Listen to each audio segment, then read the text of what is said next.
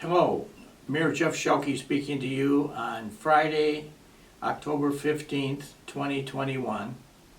And I want to apologize as I begin this. This is not going to be a really pleasant message this week. Unfortunately, we've had kind of a very rough week, and a lot of things have happened that I probably need to share with the community about things that are going on. First of all, I want to talk a little bit about the whole coronavirus situation.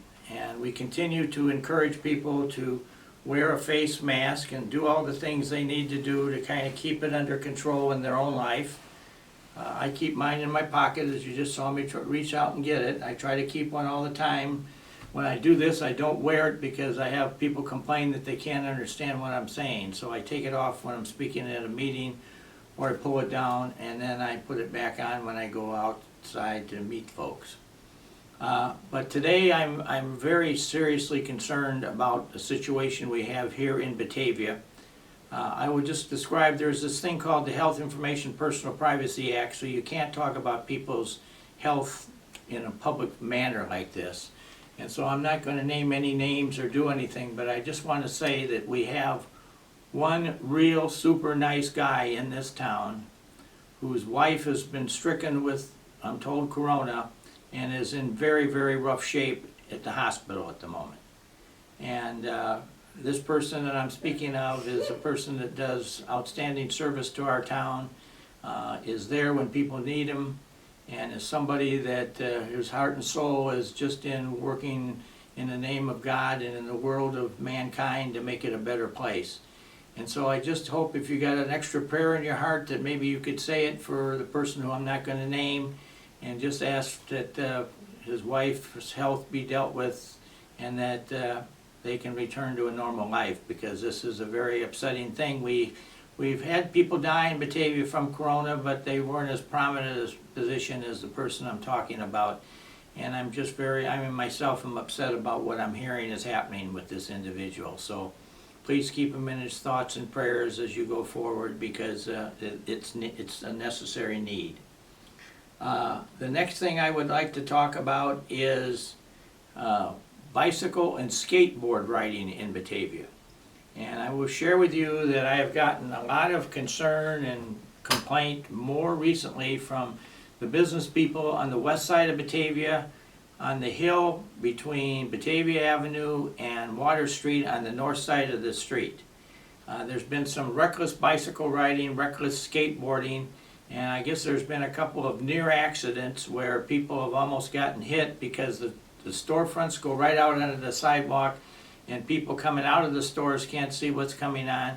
We have now signed that area with signs that say, please do not ride your bicycle or skateboard on this particular area, but we continue to have them do it.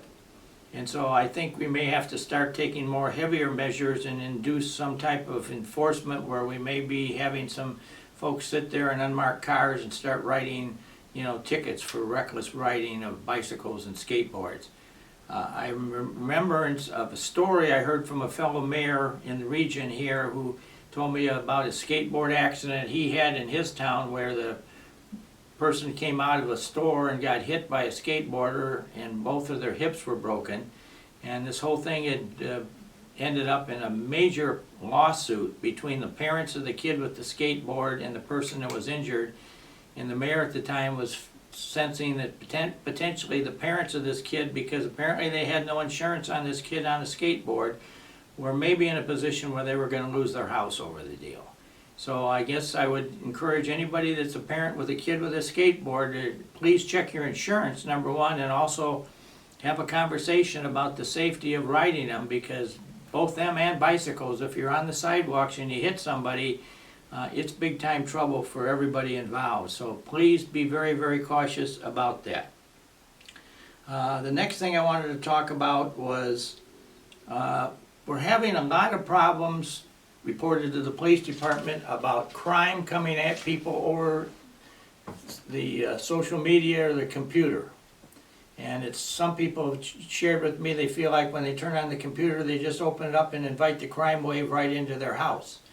And we've had situations where people get people on the computer and they get them to give up social security numbers or or credit card numbers or some type of an ID, driver's license number, or whatever have you, and those things come back to haunt them. And so please be very, very careful if you're doing any type of business with anybody on a computer these days.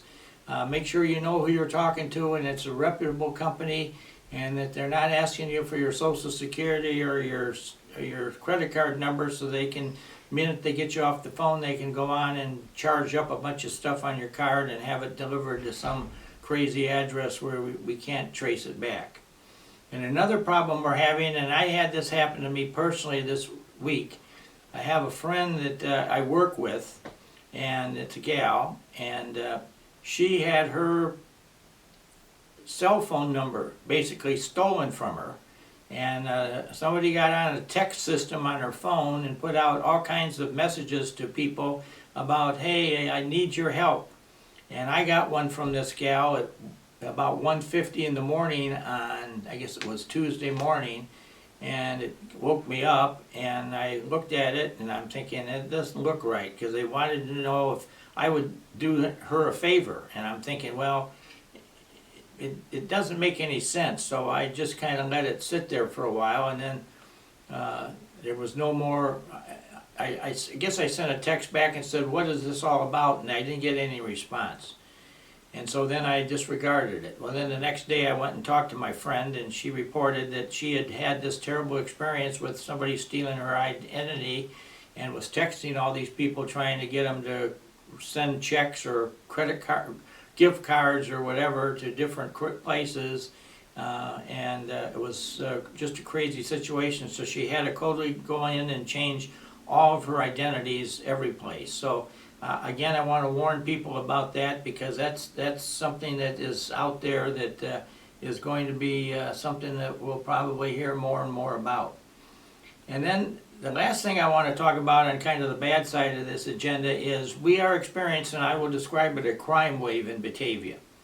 And we had an experience here a few months back where some folks came, we think from in toward east of us someplace, and they started perusing the neighborhood, and I was once told that one of the people we arrested in one of these escapades described Batavia as a shopping center of affluence, and that in the fact that any house you stopped at, any car driveway you went into that you could find the car open, you probably could find something in that car that you could take and use or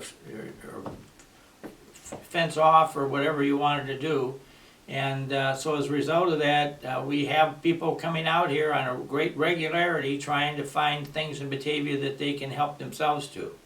And a few months back, as I say, we had a situation where some folks went into a driveway and they found their car door open, and so they opened the car, and here was a garage door opener. So then they opened the garage door and they went into the garage, and here was a car in there with the keys in it. So they jumped in the car with the keys and backed it out, and we never have seen the car again.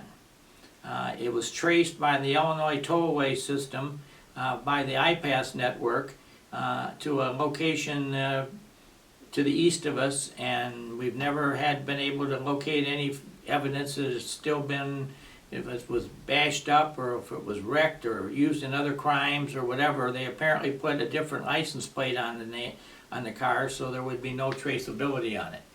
So those are the kinds of things that we're dealing with. But this past week, we've had some troubling situations again occur, and to get more involved in this thing, I would like to pass this. I'm going to turn this over to our newly appointed Deputy Police Chief, Eric Blowers, and he's taken the place of Deputy Chief Glenn Autenreith, who just retired after a very distinguished career in Batavia.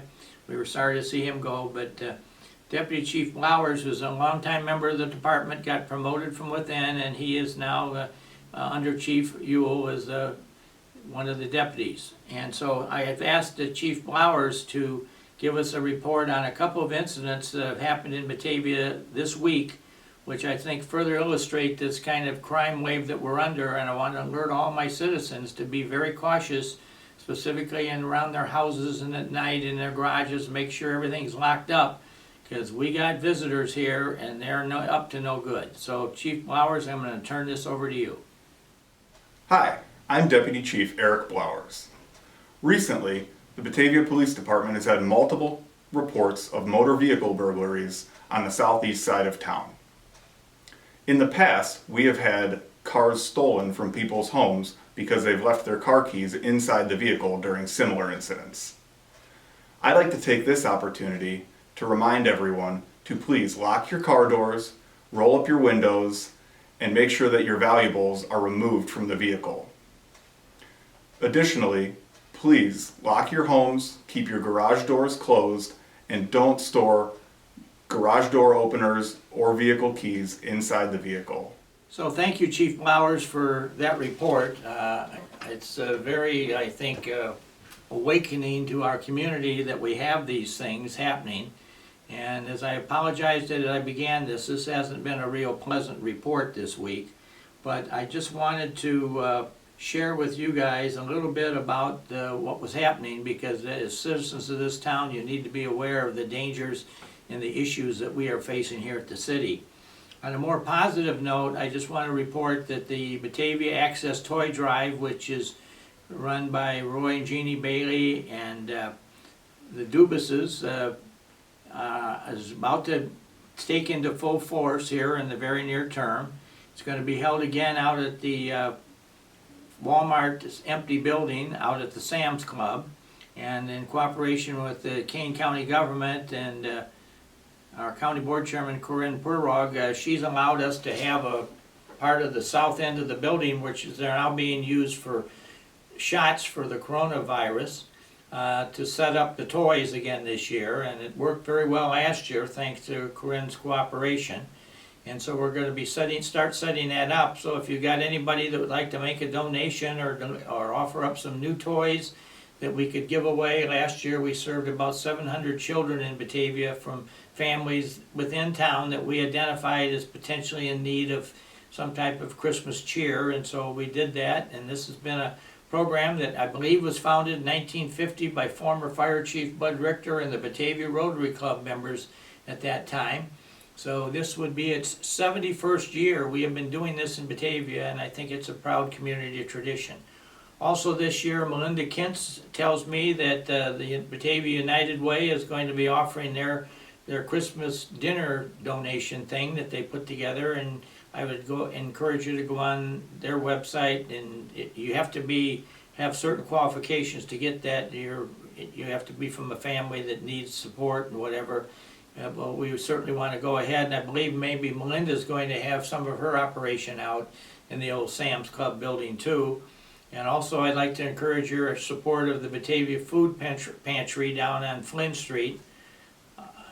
They are very, very, very active and have a huge number of folks knocking on the door from Batavia wanting to have food donations. And we've got a great group of volunteers down there that every week show up and help sort things out and get things ready. And along with them in that same building is the Batavia Clothes Closet. And again, it's the same group of nice people, and they're there to help reclothe people who need the support. And so we're very, very fortunate. So I would encourage your support of those three organizations, because I know the good, I've seen the good that they do. And in that regard, they make Batavia shine. And so I would just conclude by wishing everyone a good week. Hopefully it'll be better than this past week. And I also want to share that we are working on some other things to kind of liven up the Christmas season a little bit in Batavia this year. And I don't want to tell much more about it than that. But I've been talking to the Batavia Ministerial Association, some other folks, about some ideas that we can do to kind of bring some events onto place that will help to bring the community together. Because I sense that if Batavia could use one thing, it would be some fellowship with the community where we all come together and share in a message and a sentiment or a support for a program or whatever. And finally, that being said, tonight is the Batavia St. Charles North football game, and Batavia, as you know, is undefeated in this year's conference. And so we're optimistic that we may see great things from the Bulldog under Coach Piron, and we look forward to seeing what all happens tonight. So I'm sure Batavia High School will be a really crowded place tonight as all those folks gather. And I'm led to believe that the game will be televised on BATV by Alan Wolf and Mr. Lundberg, and we'll be back in force with that after they've dealt with some things about why they couldn't broadcast the last couple games, and it certainly wasn't their fault, but it's some of the stuff that the Illinois high school folks get themselves into. So, I've talked too long. I apologize for the sentiments and the report of this message. I believe it, many people will regard it as a downer, but I think those were all things that need to be shared and reported. So my best wishes to everyone, and I truly hope that the days ahead are brighter and happier and more productive as we move forward. Thank you.